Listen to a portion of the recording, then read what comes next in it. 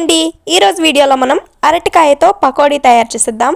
చాలా ఈజీగా ఉంటుంది, టేస్టీగా ఉంటుంది. ఇంతవరకు ఎప్పుడు అరటికాయతో పకోడీ అస్సలు తినుండరు. తినుంటే కూడా ఈ స్టైల్లో అస్సలు చేసుండరు.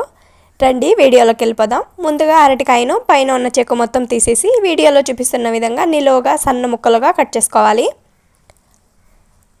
సన్నగా కట్ చేసిన అరటికాయ ముక్కలను ఉప్పు నీటిలో శుభ్రంగా కడిగి ఒక బౌల్లోకి తీసుకోవాలి.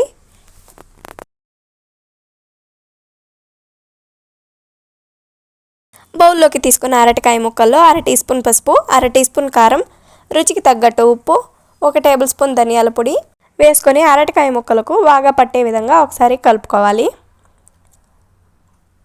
మొత్తం కలిసే విధంగా కలుపుకున్న తర్వాత 1 టేబుల్ స్పూన్ అల్లం వెల్లుల్లి పేస్ట్, 1 టేబుల్ స్పూన్ బియ్యం పిండి, 2 టేబుల్ స్పూన్ల పచ్చిశనగ పిండి వేసుకోవాలి.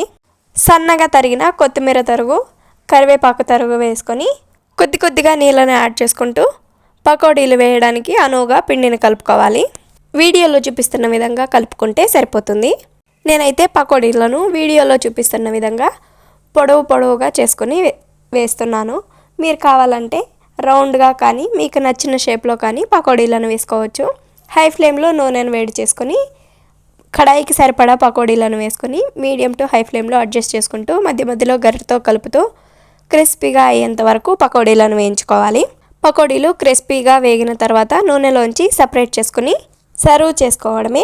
మీరు కూడా ఇదే విధంగా ట్రై చేసి రెసిపీ మీకు ఎలా వచ్చిందో కామెంట్ చేసేయండి. మీకు ఈ వీడియో నచ్చినట్లయితే ఒక లైక్ చేసి సబ్స్క్రైబ్ చేసేయండి. Thank you for watching.